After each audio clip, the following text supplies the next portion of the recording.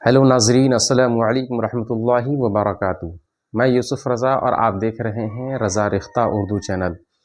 ناظرین، سب سے پہلے میں آپ کا اس چینل پر استقبال کرتا ہوں، سواگت کرتا ہوں، ویلکم کرتا ہوں ناظرین، اور امید کرتا ہوں کہ آپ بخیر و عافیت ہوں گے۔ تو آج پھر حاضر خدمت ہوں ایک نئے چیپٹر، نئے سبق کے ساتھ۔ آج پھر بہار بورڈ 10ویں جماعت کے درخشاں دوم چیپٹر نمبر 28 کو آج ہم لوگ کور کرنے والے ہیں۔ اس سے قبل جو ہے میں نے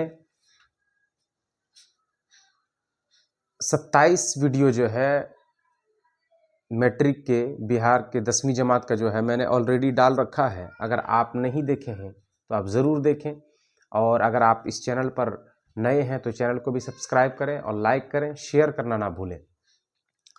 تو آج چلیے بلا تاخیر ہم لوگ جو ہے سبق کا آغاز کرتے ہیں۔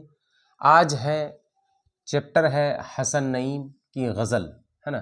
حسن نعیم ہے اور ان کی 2 غزل ہے، آپ کے نصاب میں شامل ہے۔ اس کو آج ہم لوگ پڑھنے والے ہیں۔ تو سب سے پہلے جانتے ہیں کہ ان کا اصل نام پوچھا جاتا ہے حسن نعیم کا۔ ان کا اصل نام سید حسن تھا۔ سید حسن ان کا اصل نام تھا، یہ آپ یاد رکھیں گے۔ اور حسن نعیم کے نام سے یہ زمانے میں مشہور ہوئے۔ حسن نعیم کے نام سے اپنے زمانے میں مشہور ہوئے۔ اصل نام سید حسن تھا، اس کو یاد رکھیں گے۔ ان کی پیدائش کے بارے میں اگر بات کریں تو 6 جنوری 1924 عیسوی۔ 6 جنوری 1924 عیسوی کہاں پر؟ تو پٹنہ میں۔ کہاں پہ؟ تو پٹنہ میں، ہے نا۔ 6 جنوری 1924 عیسوی کہاں پر؟ پٹنہ میں ان کی پیدائش ہوئی۔ ایک ایک پوائنٹ کو آپ یاد رکھیں گے۔ اس کے بعد ان کا سلسلہ نسب جو ہے وہ حضرت مخدوم کے واسطے سے، ان کے ذریعے سے جو ہے حضرت علی تک پہنچتا ہے۔ یہ والا یاد رکھیں گے کہ سوال ڈائریکٹ اس طرح آ جاتا ہے کہ حسن نعیم کا سلسلہ نسب جو ہے وہ کہاں تک پہنچتا ہے، تو آپ کا جواب ہوگا حضرت علی تک۔ کن کے واسطے سے؟ تو حضرت مخدوم کے واسطے سے جو ہے وہاں تک ان کا شجرہ یا سلسلہ نسب جو ہے وہ پہنچتا ہے۔ اس کے بعد یہ اہم پوائنٹ ہے، وہ ہندوستان کے وزارت خارجہ سے وابستہ تھے، ہے نا۔ وزارت خارجہ سے وابستہ تھے اور ایک موقع پر کسی وجہ سے ملازمت سے مستعفی ہو گئے، مطلب استعفیٰ دے دیا انہوں نے، ہے نا۔ وزارت خارجہ سے جو ہے وہ وابستہ تھے، ہے نا، حسن نعیم۔ اور اس کے بعد کسی وجہ سے کوئی مجبوری رہی ہوگی، ہے نا، جن کے بنا پر جو ہے انہوں نے اس ملازمت سے جو ہے استعفیٰ دے دیا، ٹھیک ہے۔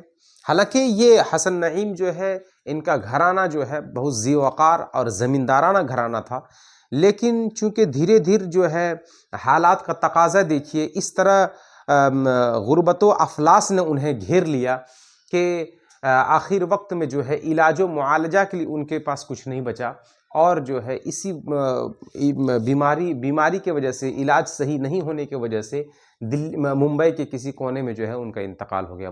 آخر وقت میں اس طرح غربت نے ان کو گھیر لیا تھا کہ کہا نہیں جا سکتا۔ اس لیے وقت کی بات ہوتی ہے، ورنہ ان کا خاندان جو ہے وہ بہت زمیندارانہ اور ذی وقار خاندان تھا۔ یہ بھی آپ یاد رکھیں گے، زمیندارانہ اور ذی وقار خاندان تھا۔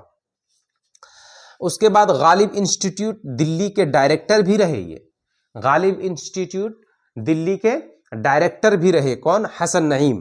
اور ان کی وفات جو ہے 22 فروری 1991 عیسوی ممبئی میں۔ ممبئی والا پوچھا جاتا ہے کہ ان کی وفات کہاں پہ ہوئی، تو ممبئی میں۔ کب؟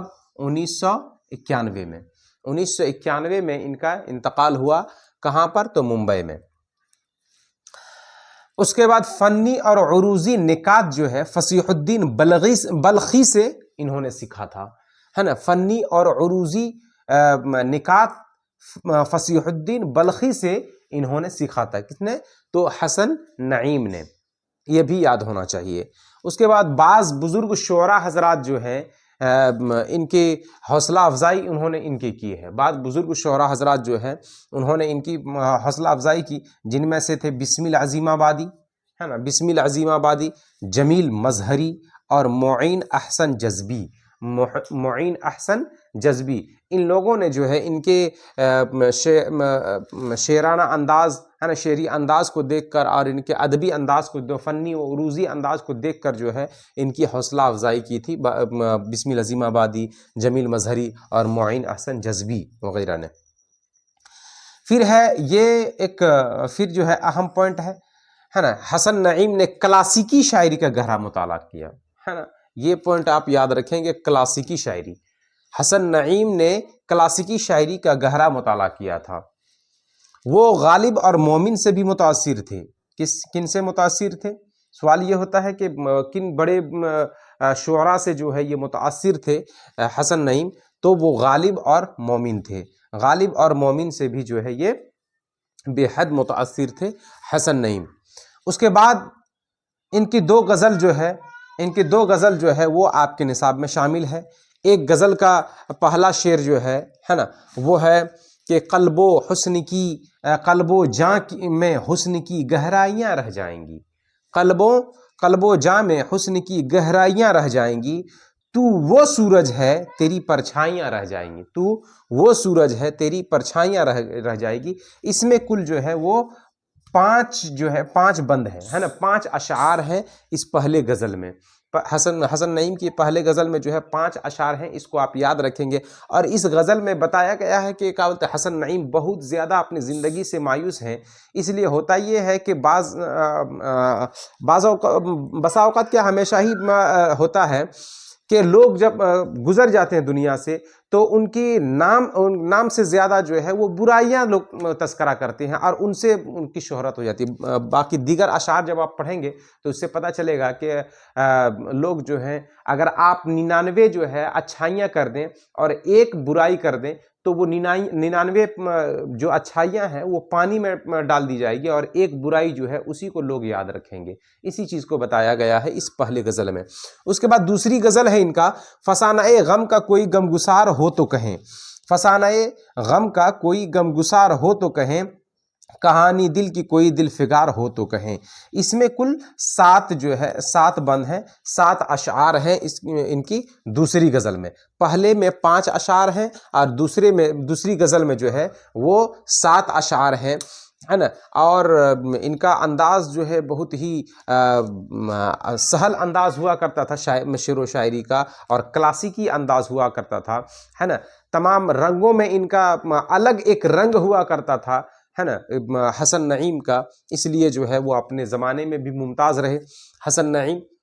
اس چیز کو آپ یاد رکھیں گے اور یہ بھی یاد رکھیں گے کہ ان کا خاندان جو ہے ایک ذی وقار اور زمیندارانہ خاندان ہونے کے باوجود بھی وقت نے جو ہے وقت کے ساتھ جو ہے یہ اس طرح جو ہے مجبور ہو گئے اور بڑے بڑے عہدے پر رہنے کے باوجود بھی آخر میں جو ہے ان کو جو ہے غربت نے اس طرح گھیر لیا کہ علاج و معالجہ کے لیے بھی ان کے پاس جو ہے وہ اتنے رقم نہیں تھے کہ وہ اپنے آپ کو علاج کرا سکیں۔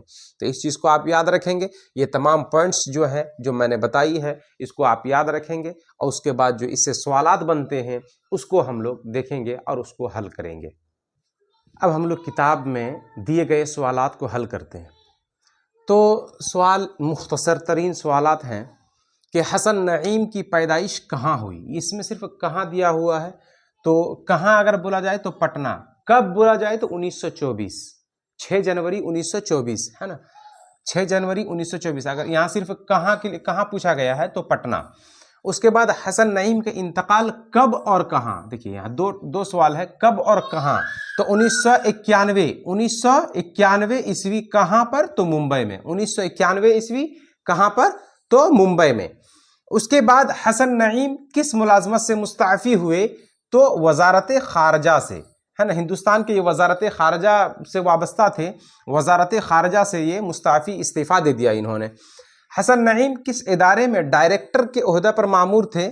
تو غالب انسٹیٹیوٹ دہلی، غالب انسٹیٹیوٹ دہلی میں جو ہے وہ ڈائریکٹر کے عہدے پر مامور تھے۔ اس کے بعد حسن نعیم کی غزلوں کا عام رنگ کیا ہے؟ تو احتجاجی رنگ، ہے نا، ان کے غزل میں جو ہے وہ احتجاج کا رنگ پایا جاتا تھا، ہے نا۔